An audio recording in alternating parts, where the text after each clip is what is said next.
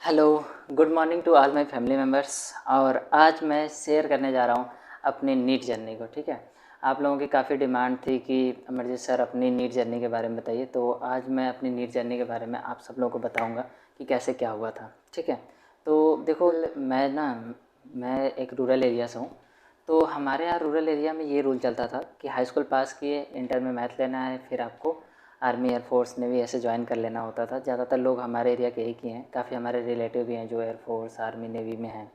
तो उन लोगों से मुझको आइडिया मिलता था कि चलो ठीक है यही कर लेते हैं। तो मैंने भी इंटर में मैथ ले लिया और मैथ लेके मैंने फिर तैयारी शुरू कर दी एयरफोर्स की।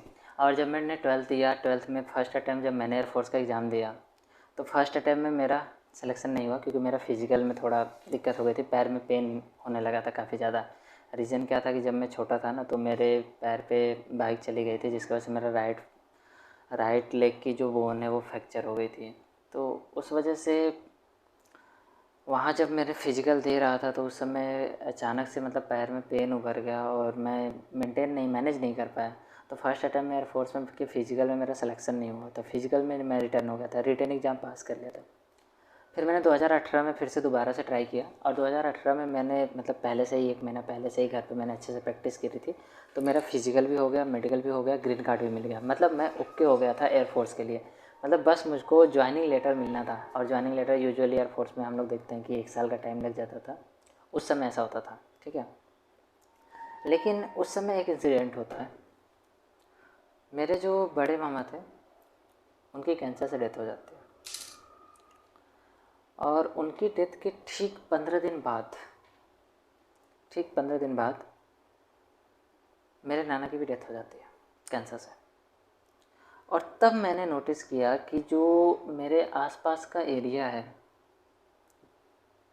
वहाँ पे रूरल एरिया में एक डॉक्टर्स की काफ़ी ज़्यादा कमी है। अगर एक एमबीबीएस डॉक्टर की बात करें तो ऑलमोस्ट एक एवरेज 20 किलोमीटर के बाद ही एक एमबीबीएस डॉक्टर मिलते हैं। ठीक है, अपने यहाँ मतलब रूरल एरिया में ऐसी कंडीशन हो चुकी थी। तो मुझे एहसास हुआ कि यार एक अच्छा डॉक्टर तो अपने आसपास के एरिया में होना चाहिए ना, जो बीमारी को मतलब हाई लेवल या मेटास्टेटिस तक जाने से पहले ही रोक सके। अब उनकी कैंसर से डेथ क्यों हुई? अगर बेनाइन कंडीशन में पता चलता तो उसे रोका जा सकता था, प्रिवेंट किया जा सकता था। लेकिन वो जब तक इसके सिम्टम मिले, जब तक सब कुछ हुआ, तब तक पता चला कि वो कंडीशन मेटास्टेटिस हो चुकी थी। तो उस समय वो कंट्रोल में थी नहीं डॉक्टर के, वैसे ही। तब मैंने डिसाइड किया कि नहीं, बनना है तो डॉक्टर। तो उस समय ना हमारे यहाँ एक बायो के टीचर थे जो बाहर से आए हुए थे, पहले इलाहाबाद में सीपीएमटी की वो तैयारी कराया करते थे। तो उस समय वो आए हुए थे, घर पे थे। और घर पे उनके पिताजी की तबीयत ख़राब थी, इसलिए वहीं पे बगल में कोचिंग खोल कर पढ़ाते थे।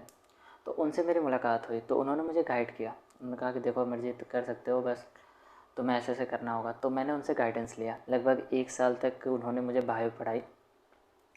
और मैंने किया क्या कि 2018 में जब मैंने ये मूड बनाया तो अगस्त सितंबर के आसपास मैंने बायो के लिए फॉर्म डाल दिया, क्योंकि यूपी बोर्ड में या तो आप मैथ ले सकते हो या तो बायो ले सकते हो। तो मेरा इंटर मैथ से था, तो मैंने एडिशनल बायोलॉजी के लिए 2018 में अप्लाई कर दिया। ठीक, तो एडिशनल बायो का जो होता है कि 1 साल में आपका एग्ज़ाम बस देना रहता है और 1 साल में आपकी डिग्री मतलब आपको मार्कशीट मिल जाती है और आप वेरीफाइड हो जाते हो कि हाँ आपने बायो से भी क्वालिफाई कर लिया। तो उसके लिए मैंने अप्लाई कर दिया और उनकी क्लास में मैं जाके बैठता था। मैं बता रहा हूँ, फर्स्ट अटैम्प्ट जब मैंने बायो पढ़ी ना, क्योंकि मैथ मेरी बहुत अच्छी थी, तो बड़ा मतलब अजीब सा लगता था कि जैसे ऐसा लगता था ना कि जैसे ये नॉलेज इनकम्प्लीट दे रहे हैं, थोड़ी सी कुछ ना कुछ कमी है, ऐसा एहसास होता था।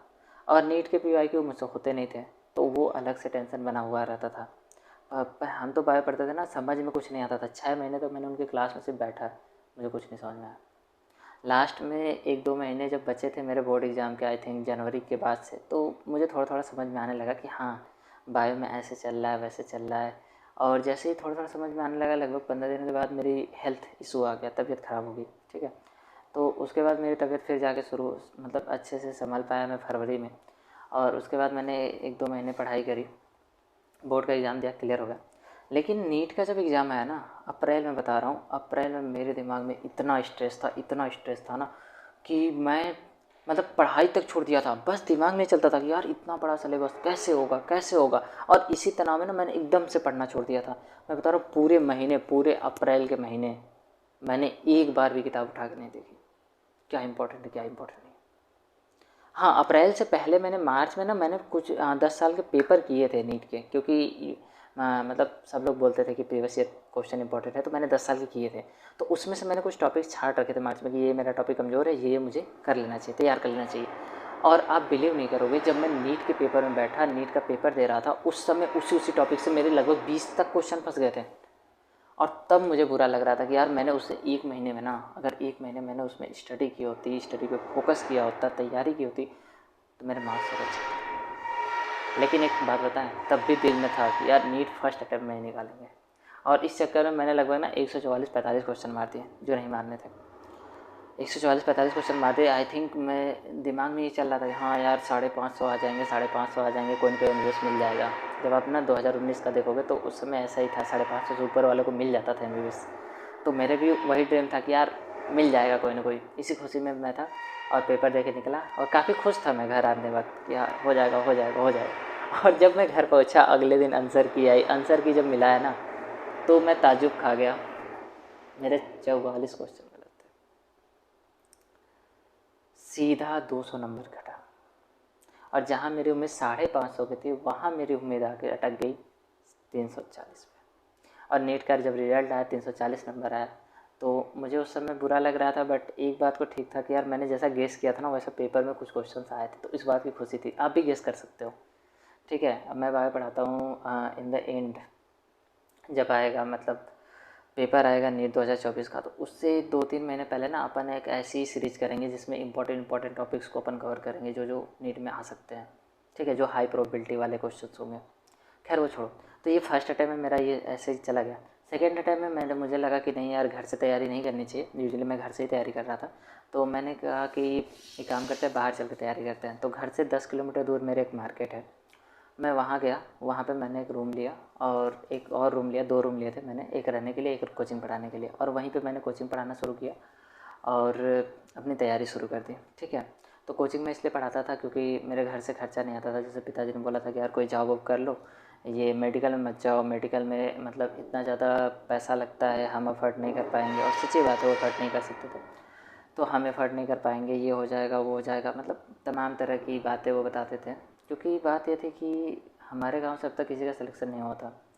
1-2 बच्चे गए भी थे बाहर तैयारी करने, कोटा और कानपुर, ऐसे कई इंस्टीट्यूशंस में उन्होंने किया भी था, लेकिन उनका सिलेक्शन नहीं हुआ था। तो वो उनको देख के वो डर रहते थे कि इनके इन्वेस्टमेंट 2-2 लाख 3-3 लाख इन्वेस्टमेंट हो चुके हैं और फाइनल रिजल्ट कुछ नहीं हुआ। तो इसी वजह से मेरे घर वाले भी मुझे मना कर रहे थे कि तुम भी इतना सब इन्वेस्ट करोगे, टाइम लगाओगे, पैसा लगाओगे और लास्ट में तुम्हें कुछ नहीं हासिल होगा, नहीं सिलेक्शन होगा, ठीक है। तो एक जब तक ना सिलेक्शन नहीं होता ना, तब तक गांव में लोगों को बिलीव नहीं होता। गांव के में ऐसा चलता है कि कोई बिलीव नहीं करता कि यार हो सकता है ये भी, ठीक है। और लेकिन एक लाइन में अगर किसी का सिलेक्शन हो जाए तो सारे सारे उसी लाइन में भाग चले जाते हैं, छोड़ो।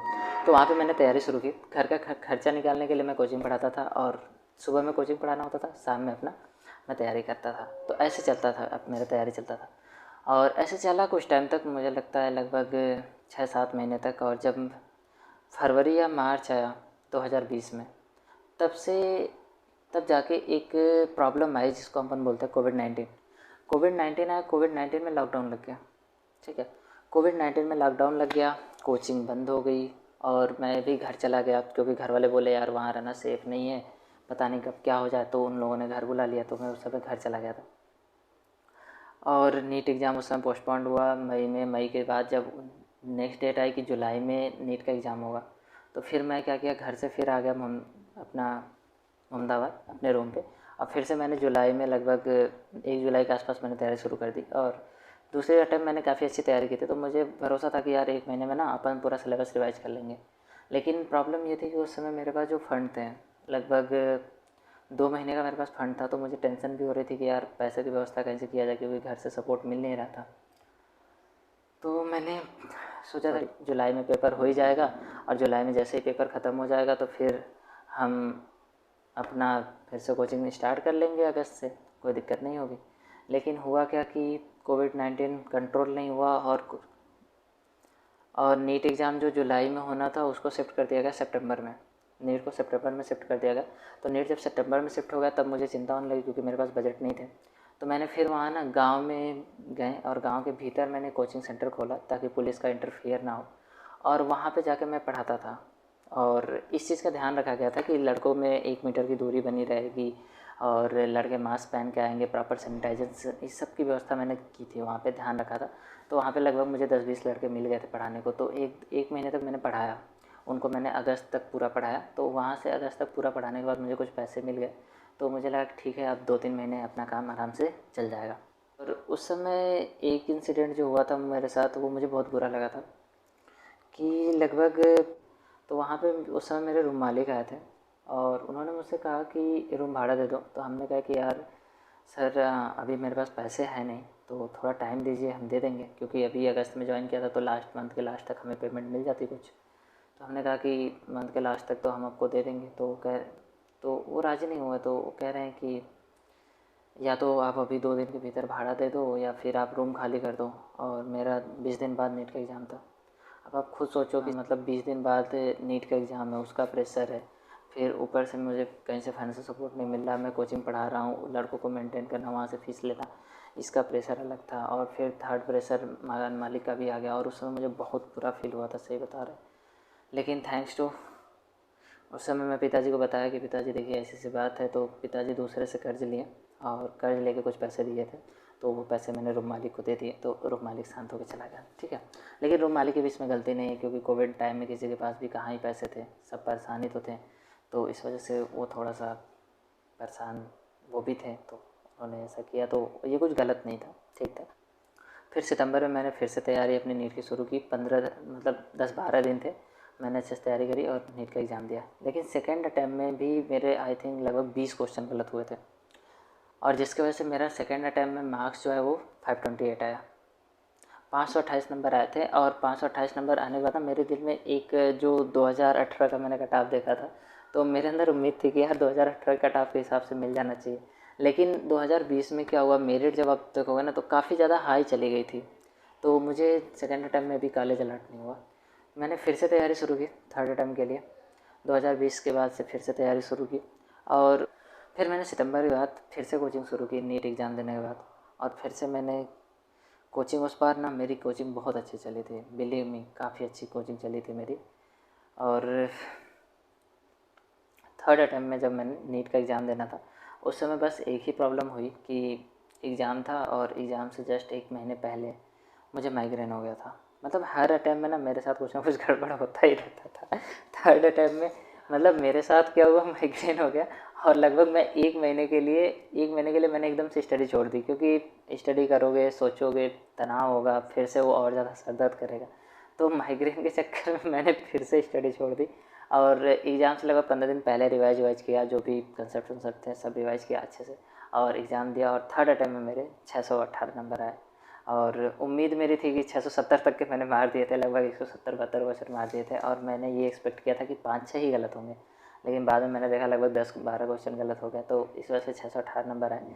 और फाइनली मुझको कॉलेज मिला और मेरा एमबीबीएस करने का सपना पूरा हुआ। फर्स्ट ईयर में मैं स्टेथोस्कोप ना, ऐसे स्टेथोस्कोप पहनने, वाइट कोट और ऐसे स्टेथोस्कोप, क्या फीलिंग, मतलब बहुत अच्छा लगता है। और तुम लोगों का भी ना देखो, जब सिलेक्शन होगा, आओगे कॉलेज में, आओगे, वाइट कोट सेरेमनी होगी, तुमको वाइट कोट पहनाया जाएगा, स्टेथो तुमको मिलेगा, ऐसे गले में डाल के घूमोगे, भाई बता रहा हूँ एकदम ज़बरदस्त फीलिंग आती है। देखो जितना ज़्यादा स्ट्रगल करके आओगे ना कॉलेज में, उतना ज़्यादा तुम्हें मज़ा आएगा।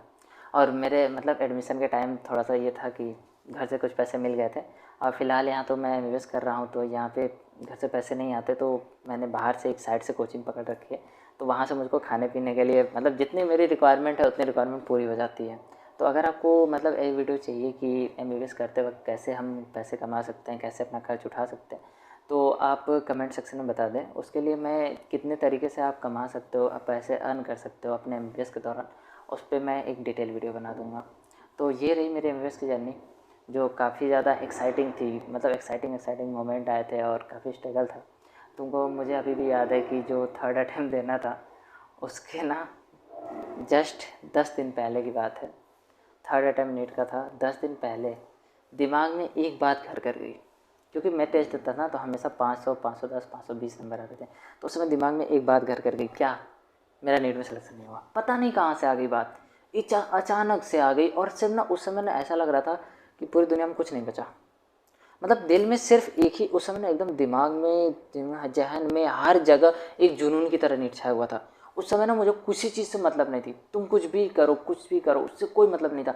सिर्फ दिमाग में एक चीज़ चलता था, मुझको नीट में सेलेक्ट होना है, मुझको इस साल कॉलेज चाहिए। और अचानक से माइंड में आ गया कि कॉलेज नहीं मिलेगा। मैं बता रहा हूँ 2 दिन तक मैंने पढ़ाई नहीं की और एकदम से टेंशन रहती थी, एकदम डिप्रेशन। मतलब 2 दिन में तक मैंने कुछ मतलब ना खाने का मन करा ना पीने का मन करा। लेकिन 2 दिन के बाद ना अचानक से मैंने क्या किया, नीट 2020 का पेपर दिया। और नीट 2020 का जब मैंने पेपर दिया और उसमें मेरे 650 नंबर आए, तब मेरे अंदर भीतर से कॉन्फिडेंस आ गया, अमरजीत तू कर सकता है। और फाइनली किया, फाइनली अचीव हुआ। तो थैंक यू सो मच इतने पेशेंस से अभी तक सुनने के लिए। एनीवे, अगर आप मेरे चैनल पे नए हो तो you can subscribe our channel. हम यहाँ पे बायो के टॉपिक्स डिस्कस करते हैं और to the based on NCERT, to the point lectures रहते हैं। मेरे जितने भी लेक्चर्स रहेंगे वो सिर्फ और सिर्फ नीट बेस्ड पे होंगे। उसमें कोई भी आपको फालतू कंटेंट नहीं पढ़ाया जाएगा, वही चीज़ें पढ़ाई जाएंगी जो आपके नीट में आएंगी, ठीक।